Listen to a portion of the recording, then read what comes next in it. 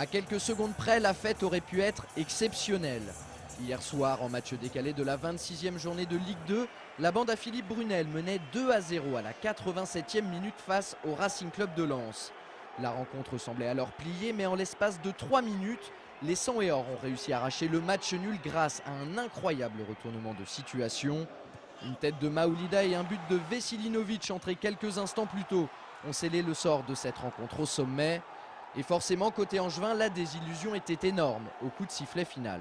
C'est la frustration qui domine après un tel match, parce que je crois que le SCO a fait une super performance et puis tout d'un coup, on est un petit peu envahi par une forme de fébrilité. C'est dommage. Là, on a vraiment fait preuve d'un manque de roublardise, de malice, d'expérience, tout simplement, dans cette fin de match. Pourtant, dans un stade Jean-Bouin archi-comble, les hommes de Jean-Louis Garcia prennent le match par le bon bout. Durant les 20 premières minutes, ce sont eux qui se créent les meilleures occasions. Une frappe de Vinicius de peu à côté, une tentative dans un angle fermé de Paul Alooué-Folou qui termine sa course en sortie de but. Et puis il y a ce superbe 1-2 entre Vinicius et Alooué-Folou. Malheureusement, pour la 3e fois consécutive, le cadre se dérobe. Le Brésilien a voulu la jouer en force, la finesse aurait certainement été plus appropriée. En tout cas, les intentions sont angevines, mais pour le moment, la réussite est lensoise. Et les Lensois vont justement essayer de réagir. On dit bien essayer, puisque cette frappe de Milovanovic, c'est la seule occasion des 100 et or dans cette première période. Et puis à la 25e minute, le SCO va enfin concrétiser sa domination grâce à sa paire Vinicius Alooué-Folou.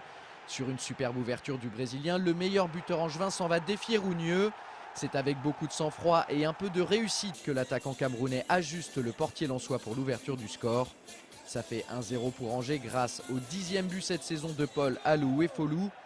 Au passage, admirez l'exceptionnel appel de Paul dans la profondeur. Derrière, le talent a fait le reste. Jean-Louis Garcia peut serrer les poings, son équipe est en train de dominer le leader du championnat. En deuxième mi-temps, les scoïstes vont baisser d'intensité. Résultat, Lens va se créer plusieurs opportunités. Mais à la 87e minute, contre le cours du jeu, Floyd Ayité va doubler la marque pour Angers. Le milieu de terrain prêté par les Girondins de Bordeaux s'amuse en plein cœur de la défense lensoise avant de tromper Rougneux qui touche une nouvelle fois le ballon. À ce moment précis, tout le monde pense que le SCO vient d'entériner sa victoire. Seul un miracle pourrait permettre aux Lensois de recoller au score. Le problème, c'est que le miracle va bien se produire. À la 89e minute, Maoulida inscrit le but de l'espoir. Le SCO ne mène alors plus que 2-1. Intervient ensuite le tournant du match. Fabrice De Marcolino hérite du ballon dans le camp adverse et tente une frappe impossible. Au lieu d'aller essayer de gagner du temps en s'emmenant le cuir jusqu'au point de corner. Derrière, la sanction est immédiate puisque sur les dégagements de Rougneux, Vignal balance dans la boîte.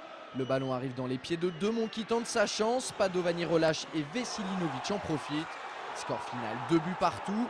Le SCO peut s'en mordre les doigts. C'est sûr que le match à 2-0, on pensait que les 3 points ils étaient au bout. Après, je dirais, un match de football, c'est jusqu'à la 95e. Là.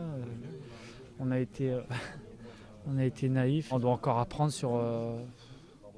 sur les détails, quoi, les détails qui nous feront perdre 2 points ce soir. Conséquence de ce résultat nul au niveau du classement, Angers est désormais 4e de Ligue 2 avec 43 points. Le SCO reste tout de même à une longueur de Montpellier et du podium.